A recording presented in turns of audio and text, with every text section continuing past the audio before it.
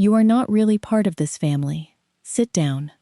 My stepmother said that to me, in front of 200 guests, at my father's 60th birthday party, the exact moment I stood up holding the microphone to give a speech about the man who raised me. The room went completely silent. I looked at my father, who'd had a stroke 8 months earlier and couldn't speak anymore, sitting in his wheelchair at the head of the table, watching helplessly as I was humiliated in front of everyone who'd ever known our family. I put the microphone down.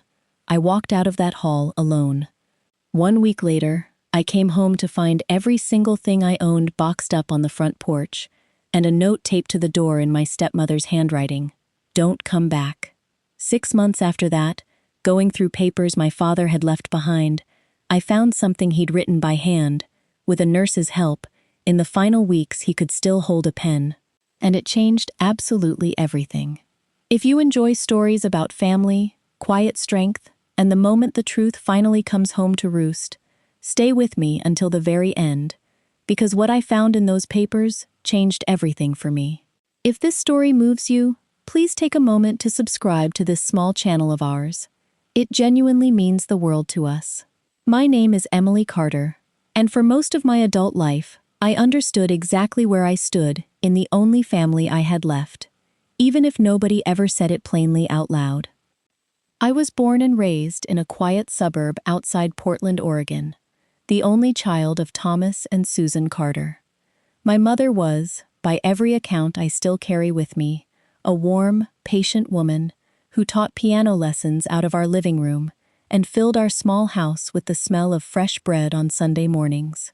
I was 10 years old when she was diagnosed with ovarian cancer, and 11 when we lost her. I don't think there's a way to fully explain what that kind of loss does to a child, except to say that it rearranges something permanently inside you, something that never quite settles back into its original shape. My father grieved hard for the first 2 years, and I grieved right alongside him, the two of us moving through that house like quiet ghosts, holding on to each other the only way we knew how. Then, when I was 13, he met a woman named Diane at a work function, and within 8 months, they were married. I want to be fair here, because I've spent a lot of time thinking about this over the years. I didn't hate Diane on sight. I was a grieving 13-year-old, cautiously hopeful that maybe this meant our house would feel less empty, that maybe my father would smile again the way he used to. Diane came with a daughter of her own, Rebecca, a year younger than me, from a previous marriage that had ended, according to the story we were told, amicably. The changes started small enough that I genuinely didn't notice them at first, the way you don't notice a room slowly getting colder until you're already shivering.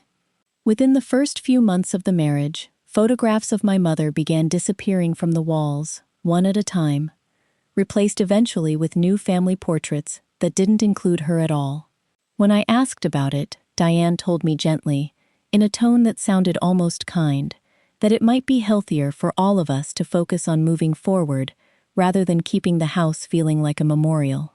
My mother's jewelry box, a small cedar chest that had sat on her dresser for as long as I could remember, disappeared from my room entirely one afternoon while I was at school. When I asked my father about it, panic rising in my chest, Diane answered before he could, explaining calmly that she'd donated some old, cluttered items to a local charity shop during a house cleaning, and she was sure nothing important had been lost in the process. I never saw that jewelry box again. Inside it had been my mother's wedding ring, a small collection of earrings she'd worn every single day of my childhood, and a delicate gold locket with my baby photo tucked inside that she used to let me hold sometimes when I couldn't sleep. My father, when I came to him crying that night, told me quietly that he was sure it was all just a misunderstanding, that Diane would never do something like that on purpose, that I should try not to make things difficult during what he called this big transition for our family. That sentence, "Don't make things difficult," would become the quiet, constant instruction of the next 15 years of my life. By the time I turned 15, the pattern in our household had settled into something I no longer questioned out loud, even as I felt its weight constantly. Rebecca, Diane's daughter, had somehow become the center of gravity in a house I'd lived in since birth, while I increasingly felt like a guest who'd overstayed some unspoken welcome. Family photographs, the new ones that went up around the house, always seemed to capture Rebecca at the center, laughing, arm around my father, while I stood slightly apart at the edges, present, but somehow never quite included in the emotional center of the frame. I don't think this was always a deliberate choice on anyone's part in the moment it happened. I think it was simply the natural result of years of small decisions about who got asked first, who got celebrated loudest, who got the benefit of the doubt. Rebecca's 16th birthday involved a party with nearly 40 guests, a rented venue, a professional photographer. My own 16th birthday, 6 months earlier, had been a quiet dinner at home, which I didn't actually mind at the time, until I watched the difference in scale just half a year later, and finally understood, with a clarity that hurt more than I expected, exactly how differently we were being raised under the same roof. School events followed a similar pattern. Diane attended every single one of Rebecca's dance recitals, sitting in the front row with a video camera. My own academic achievements, honor roll certificates, a regional science fair placement I was genuinely proud of, were met with polite acknowledgement at best, quickly folded back into conversations that somehow always found their way back to Rebecca's latest accomplishment. What hurt more than any of Diane's behavior, if I'm being completely honest, was watching my father slowly stop defending me. In the early years after the wedding, he'd occasionally push back gently when Diane's comments toward me felt unnecessarily sharp. By the time I was in high school, that gentle pushback had faded into a kind of practiced silence, the silence of a man who had decided, somewhere along the way, that keeping peace in his marriage mattered more than defending his daughter from small, accumulating cruelties. I left for college at 18 with a quiet sense of relief I still feel guilty about sometimes. Grateful for distance, in a way that no 18-year-old should have to feel grateful for distance from their own childhood home. I built a life for myself over the following years, a nursing degree, a steady career, a small apartment I was proud of, a version of myself that existed almost entirely outside the walls of that house in Portland. I still visited for holidays, still called my father regularly, still maintained the relationship in whatever careful, diminished form it had settled into. What I didn't know yet, building that separate life for myself, was that the small cruelties I'd absorbed throughout my childhood were only a preview of what was still coming, waiting for the exact moment my father became too weak to say a single word in my defense. The years passed in that familiar rhythm. Holidays home, quiet phone calls with my father, a relationship with Diane that never warmed, but never fully broke either, settling into something I'd learned to simply live around. The way you learn to live around a persistent ache that never quite goes away but no longer stops you from functioning. Then, 8 years ago, everything shifted at once. My father had a severe stroke on an ordinary Tuesday morning, collapsing in the kitchen while making his coffee. Diane found him and called the ambulance, and by the time I arrived at the hospital, having driven 2 hours faster than I probably should have, he was stable, but profoundly changed. The stroke had affected the left side of his brain significantly, leaving him unable to speak, and leaving the right side of his body largely paralyzed. I sat in that hospital room for hours that first day, holding his hand, watching him try desperately to form words that simply wouldn't come, his eyes filled with a frustration and fear I'd never seen on him before.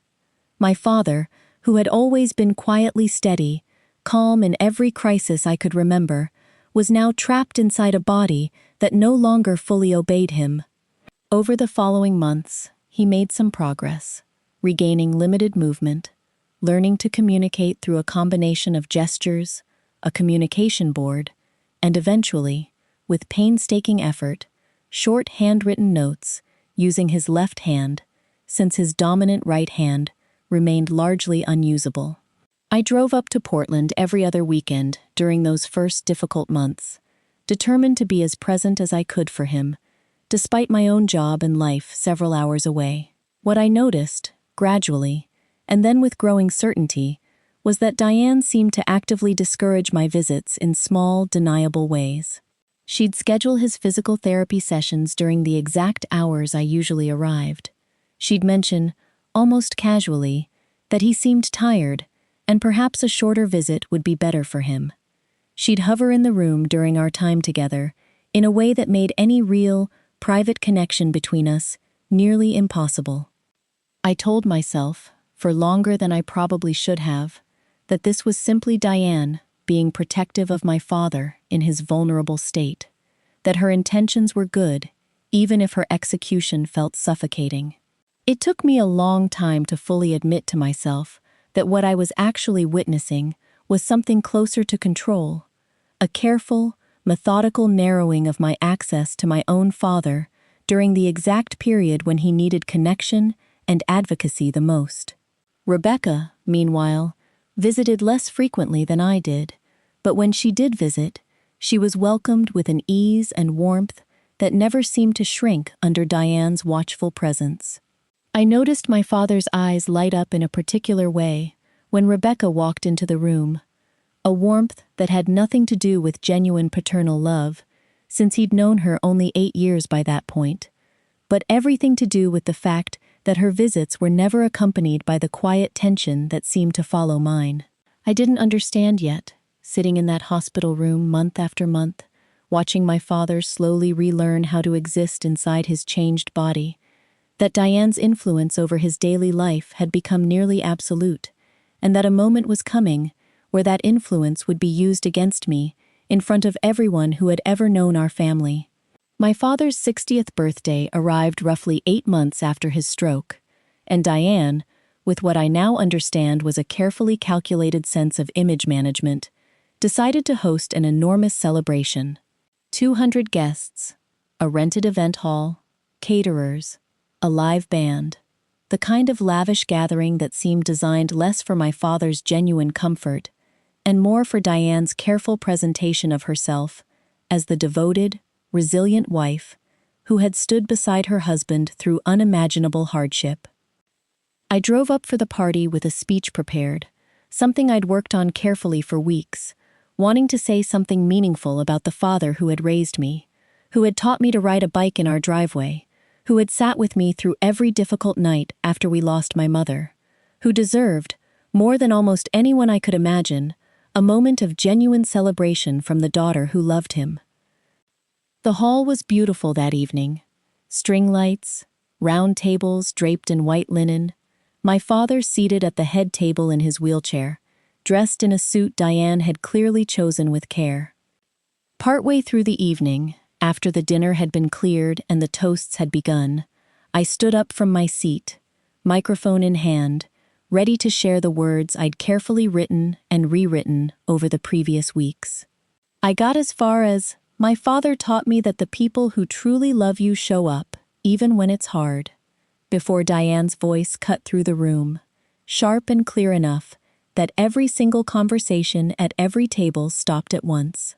"Sit down, Emily," she said, her voice carrying easily across that silent hall. "You are not really part of this family. This isn't your moment to have." I stood there, microphone still in my hand, feeling 200 pairs of eyes shift toward me, feeling the specific kind of humiliation that doesn't announce itself with tears right away, but instead arrives as a strange, hollow ringing in your ears, a sensation of the floor tilting slightly beneath your feet. I looked toward my father, desperately, instinctively, the way I had looked toward him for reassurance my entire life. He was looking back at me, his eyes wide, his good hand gripping the arm of his wheelchair, his mouth working slightly, straining to form words that, 8 months after his stroke, still wouldn't come. I watched my father try, with everything he had left, to speak up for me in that silent room, and I watched him fail. his frustration and helplessness written plainly across a face that had once been able to protect me from anything. I set the microphone down gently on the table in front of me. I didn't cry in that room. I didn't argue with Diane. Didn't ask the 200 guests to bear witness to 15 years of small cruelties that had led to this exact moment. I simply walked out of that hall, out into the parking lot, and sat in my car in the cold evening air for a long time before I felt able to drive. What I didn't know yet, driving home alone that night, was that this humiliation, as deep as it cut, was only the beginning of what Diane still had planned for me. The week following my father's 60th birthday party was one of the darkest periods of my life. I went back to my apartment, went to my nursing shifts, and walked through my days wrapped in a heavy, suffocating fog. I kept replaying that moment in the banquet hall, over and over in my head. Diane's sharp voice echoing across the silent room, the pitying stares of 200 guests. But mostly, I kept seeing the panicked, helpless look in my father's eyes as he sat trapped in his wheelchair, unable to form the words to defend his own daughter. I didn't blame him. I want to be clear about that. My father was physically broken, completely dependent on Diane for his basic survival. But understanding his helplessness didn't make the sting of Diane's cruelty hurt any less. By the following weekend, I decided I needed to go back to the house. I wasn't going to apologize, and I certainly wasn't going to beg for Diane's forgiveness. I just wanted to pack up the last of my winter coats and a few childhood books I still had sitting on the shelves of my old bedroom. I wanted to gather the remaining pieces of my past and quietly remove myself from her path, at least for a while, until things cooled down. I drove up to Portland on a cloudy Saturday morning, but when I turned my car onto their familiar tree-lined street and pulled up to the driveway, I didn't even have to put the car in park to realize that my decision to quietly pack my things had already been made for me. There, sitting on the front porch, exposed to the damp morning air, were 4 large, brown cardboard boxes. I stepped out of my car, my heart pounding a slow, heavy rhythm in my chest, and walked up the stone pathway. The boxes were hastily taped together. Some of them were slightly crushed. Sticking out of the top flap of one box was the edge of an old fraying quilt my mother had made for me when I was a little girl. Taped squarely to the center of the heavy oak front door was a single piece of white paper. It wasn't in an envelope. It was just folded in half, with my name written on the front in Diane's neat, cursive handwriting. I peeled the tape off the door and unfolded the note. It contained only 3 sentences. Emily, I have packed the remainder of your belongings. Given your disgraceful behavior and your attempt to make your father's celebration all about yourself, we have decided that it is no longer healthy for you to be in this house. Do not come back. We. She had written we, as if my father, a man who couldn't even hold a pen with his right hand, had somehow agreed to banish his only biological child from her childhood home. I stood on that porch for a very long time, holding that piece of paper. The front door was locked. The curtains were drawn tightly shut. I realized, with a terrifying, sinking clarity, that my father was locked inside that house with her, and I had absolutely no way of reaching him. If I pounded on the door, she would call the police and claim I was trespassing. If I called the house phone, she simply wouldn't answer. She held all the keys, both literally and figuratively. I loaded those 4 cardboard boxes into the trunk of my car by myself. I didn't knock, I didn't shout. I just packed away the physical remnants of my childhood, closed the trunk, and drove away from the only home I had ever known, feeling entirely, profoundly orphaned. The next 6 months were a masterclass in silent suffering. I tried to call my father. I really did. I called the house phone dozens of times, leaving voicemails that were never returned. Eventually, the number was disconnected. I tried calling his doctors, hoping to at least get updates on his physical condition, but Diane had made herself his sole medical proxy. Because of privacy laws, the medical staff couldn't even confirm if he was still a patient at their clinic. I was effectively erased, wiped clean from the narrative of their lives. Then came a rainy Tuesday morning in late October. I was sitting in the break room at the hospital where I worked, scrolling through my phone while drinking a cup of stale coffee. I happened to open a local news website for the Portland area, scanning the headlines out of sheer habit. My eyes caught a familiar last name in the digital obituary section. I stopped breathing. I clicked the link, my finger trembling so badly I almost dropped the phone. And there, staring back at me from the bright screen, was a recent photograph of my father. Thomas William Carter, beloved husband to Diane and devoted father to Rebecca, passed away peacefully in his sleep on Sunday evening, surrounded by his loving family. Sunday evening. It was Tuesday morning. My father had been dead for 2 days, and the woman who had married him couldn't even find the basic human decency to pick up the phone and tell his own flesh and blood. She had let me find out by accidentally stumbling across his obituary on the internet during a coffee break. And she had completely omitted my name from his life story, listing her own daughter, Rebecca, as his only child. The funeral was scheduled for the following afternoon. I didn't ask for permission to attend. I called out of my nursing shifts, put on a simple black dress, and drove back to Portland. When I arrived at the church, it was already packed with the same country club friends and neighbors who had witnessed my humiliation at the birthday party. I walked down the side aisle, keeping my head down, and slid into an empty pew near the very back. Up at the front, sitting in the prime family seating, were Diane and Rebecca. They were dressed immaculately, accepting quiet condolences, playing the roles of the tragic, heartbroken widow and daughter with absolute perfection. After the service, the attendees gathered in the adjoining hall for a reception. I didn't want to eat, and I certainly didn't want to socialize, but I wanted to stand near the enlarged photograph of my father they had placed by the entrance. I just wanted a moment to say goodbye to him in my own way. As I stood there, looking at his smiling face in the picture, a picture taken years before his stroke, I heard the familiar click of Diane's heels approaching me. I turned to face her. She looked at me, her eyes cold and hard, devoid of any genuine grief. "I'm surprised you showed your face here, Emily," she said, keeping her voice low so the other guests wouldn't hear. "I thought my note was very clear." "He was my father, Diane," I whispered, my voice thick with unshed tears. "You didn't even call me. You didn't even let me say goodbye." Diane offered a small, cruel smile that didn't reach her eyes. There was nothing to say. He was at peace at the end, Emily. And honestly, he didn't ask for you. Not once. That lie, that vicious, calculated lie, designed specifically to break my heart, was the last thing she said to me before turning her back and walking over to greet a wealthy neighbor.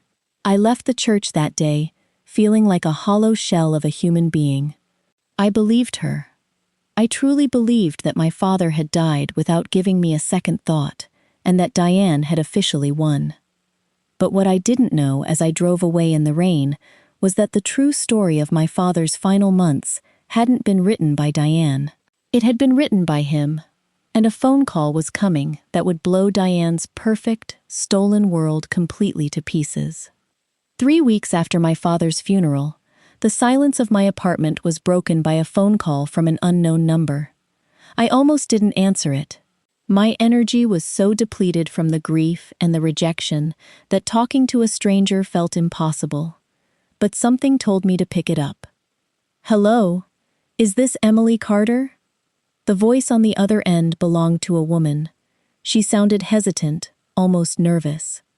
"This is Emily," I replied. "Who is calling?" "My name is Sarah," the woman said. "I'm a physical therapist. I worked with your father, Thomas, for the last 6 months of his life. I did in-home visits twice a week to help him with his mobility. My heart gave a painful thud against my ribs. Okay, how can I help you, Sarah?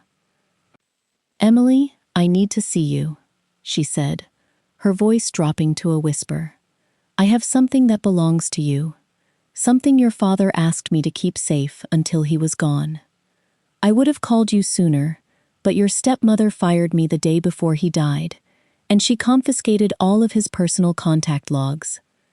It took me 3 weeks to track down your phone number through the nursing registry. We met 2 hours later at a quiet coffee shop halfway between Portland and my apartment. Sarah was a kind-looking woman in her early 40s, wearing medical scrubs. When I sat down across from her, she didn't waste any time. She reached into her canvas tote bag and pulled out a large, sealed manila envelope. Your father couldn't speak, Emily, Sarah said gently, sliding the envelope across the table toward me. But his mind was perfectly sharp, and over the last few months, he became absolutely terrified of your stepmother.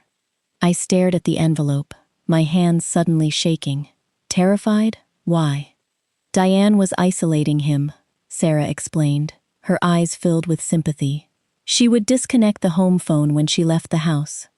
She fired his speech therapist because she said it was a waste of money, and when you stopped visiting after his birthday party, he was devastated.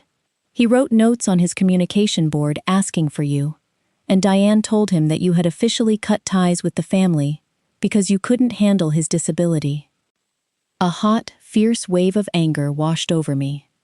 She packed up my things. She banned me from the house. He didn't know that, Sarah whispered. But he knew she was lying. He knew you wouldn't just abandon him. About 4 months ago, on a day Diane was out at a country club luncheon, he begged me to help him. He used his left hand, his weak hand, to write something down. It took him hours. His hand was shaking, and it caused him immense physical pain, but he refused to stop until it was finished. He made me witness it, and he made me promise to hide it from Diane and give it directly to you when he passed away. I looked down at the manila envelope. The edges were slightly worn. I carefully broke the seal and pulled out the papers inside. The first page was a handwritten letter, written on yellow legal paper. The handwriting was jagged, messy, and uneven, the desperate scrawl of a man forcing his non-dominant hand to work. But it was undeniably my father's handwriting. My dearest Emily. It read, If you are reading this, I am gone. I am a prisoner in my own body, and I am a prisoner in this house. Diane has taken my voice, and now she is trying to take my legacy. I failed you, Emily. I failed to protect you and your mother's memory. I was weak, and I wanted peace, but I only bought peace by sacrificing you. Please forgive me. Tears fell freely down my cheeks, splashing onto the table. I wiped them away quickly and kept reading. I know Diane plans to leave you with nothing, but she doesn't know everything. Attached to this letter is an updated, legally binding codicil to my will. It is witnessed by Sarah, and it legally overrides any previous documents Diane may try to present. Half of my entire estate, and the full ownership of your mother's original home, goes to you. I love you, Emily. I never stopped loving you. I sat in that coffee shop, holding the jagged, messy handwriting of a man who had fought through sheer physical agony just to make sure I knew I was loved. Diane had told me he didn't ask for me. She had told me he didn't care. But here, in my hands, was the absolute, undeniable proof that in his final months, my father had fought with everything he had left to save me. Armed with my father's handwritten letter and the witnessed legal document, I didn't waste a single second. I hired an aggressive estate litigation attorney named Mr. Hayes, a man who took one look at the documents and immediately filed an emergency injunction with the probate court. Diane had already submitted her version of the will, a document that conveniently left every single asset to her and Rebecca. but my father's handwritten codicil, dated months after Diane's document and signed by an independent medical witness, legally superseded it. I didn't just want to take this to court. I wanted Diane to understand that her reign of terror was officially over. On a Tuesday afternoon, my lawyer and I drove up to the Grand Estate in Portland. We didn't call ahead. We parked in the sweeping circular driveway, walked up the stone steps, and rang the doorbell. Diane opened the door. She was wearing a silk robe, holding a cup of expensive tea. When she saw me standing there with a man in a sharp business suit, the color completely drained from her face. "Emily," she snapped, instinctively trying to block the doorway. "What is the meaning of this? You are trespassing." "We aren't trespassing, Diane," I said, my voice calmer and steadier than it had ever been in my entire life. "I brought my attorney, Mr. Hayes. We're here to serve you with formal legal notice regarding my father's estate." Mr. Hayes stepped forward and handed her a thick stack of legal papers. Diane took them, her hands trembling slightly, but she quickly masked her panic with her usual arrogant sneer. "This is pathetic, Emily," she scoffed. "Your father's will was filed 2 weeks ago. He left everything to me and Rebecca. You get absolutely nothing. Bringing a cheap lawyer to my doorstep isn't going to change the law." "You're right," I replied, looking her dead in the eye. "It won't change the law. But the document my father wrote with his own hand 4 months ago, the one that gives me 50% of this entire estate, that changes everything." Diane's confident sneer faltered. Her eyes widened, darting between me and the lawyer. "That's impossible. He couldn't write. He couldn't even hold a pen." "He forced himself to," I told her, stepping a little closer. "While you were out at your luncheons, spending his money and telling him I abandoned him, he sat in his wheelchair and forced his left hand to write out a new legal codicil. He had his physical therapist witness it. And he hid it from you, because he knew exactly what kind of monster you really are." "You're lying," Diane whispered, her voice cracking as true terror finally set in. "That's a forgery. I'll have you arrested." "Read the papers, ma'am," Mr. Hayes interjected coldly. "The judge has already reviewed the medical witness testimony. The court has issued an emergency freeze on all of your accounts. You cannot sell this house, you cannot touch the business shares, and you cannot withdraw a single dime until my client receives her legal 50%. Diane stumbled back a step, the papers shaking violently in her hands. The pristine, untouchable fortress she had built for 15 years was collapsing right in front of her eyes. "Oh, and Diane," I added, turning to walk away before stopping to look back at her one last time. "You have 30 days to vacate my mother's original property. It belongs entirely to me now. If you or Rebecca leave so much as a single piece of trash inside it, I will have you dragged into court for property damage." I didn't wait to see her reaction. I walked down those stone steps, got into the car, and drove away from that house for the final time. The ghost of the little girl, who had been pushed aside and silenced, was gone. I was my father's daughter, and I had finally found my voice. The next 6 months were a brutal, humiliating reality check for Diane and Rebecca. Faced with the undeniable testimony of Sarah, the physical therapist, and the legal weight of my father's handwritten codicil, Diane's lawyers advised her to settle immediately. If she tried to fight it in court, the details of how she had isolated and emotionally abused a paralyzed man would become public record. For a woman who valued her country club reputation above all else, public disgrace was a fate worse than death.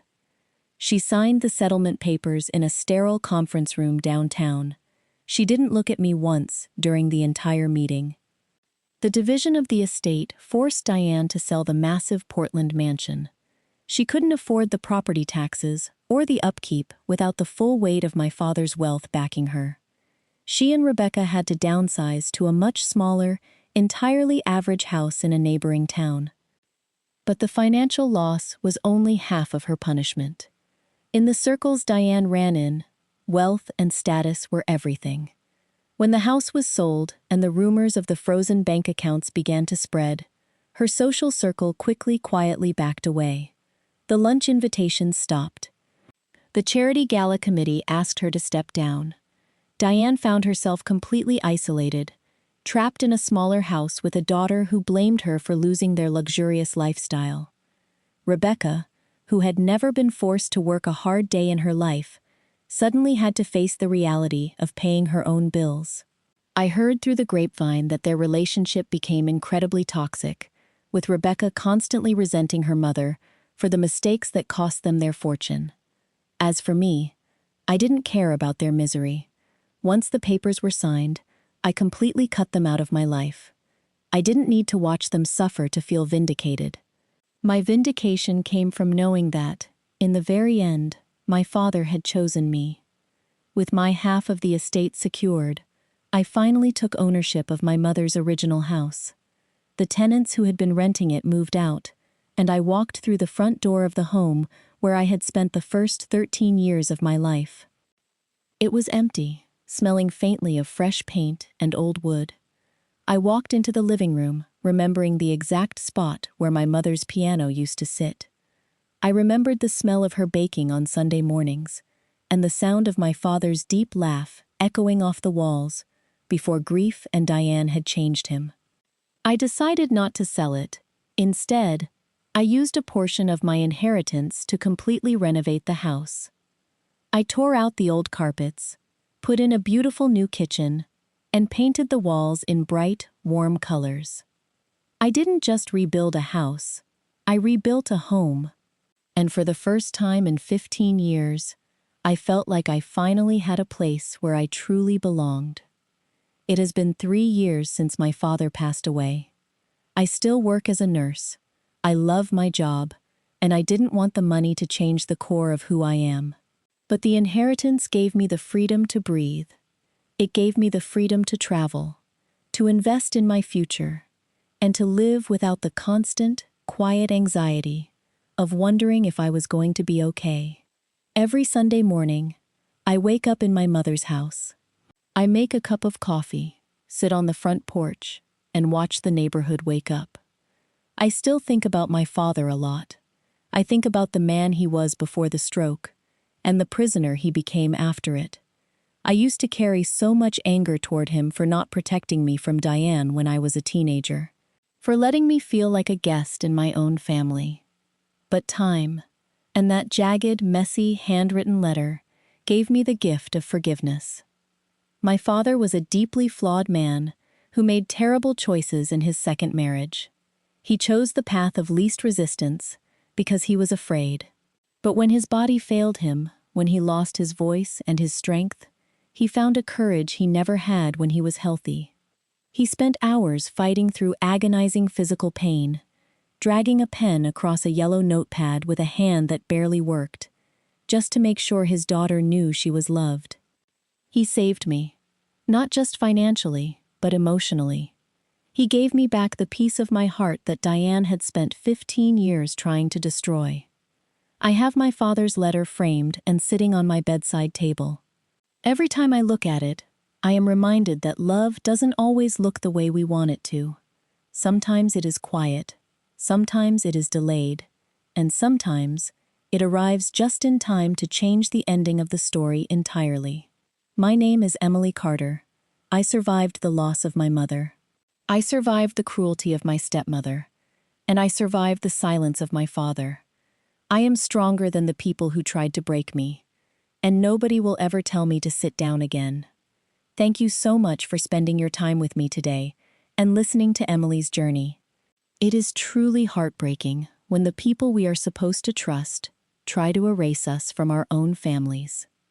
But Emily's strength and her father's final act of love remind us that the truth can never be hidden forever. If this story touched your heart today, please let me know by leaving a comment below. I read every single one, and I would absolutely love to hear from you. Have you ever found a hidden truth that helped you forgive someone from your past? If you haven't already, please hit that subscribe button and give this video a thumbs up. It is the highest compliment you can give to our small channel, and it allows us to keep bringing these powerful, heartfelt stories to you every single week. Until next time, take care of yourselves, know your worth, and never let anyone treat you like an outsider in your own life. Have a beautifully blessed day, and I will see you in the next story.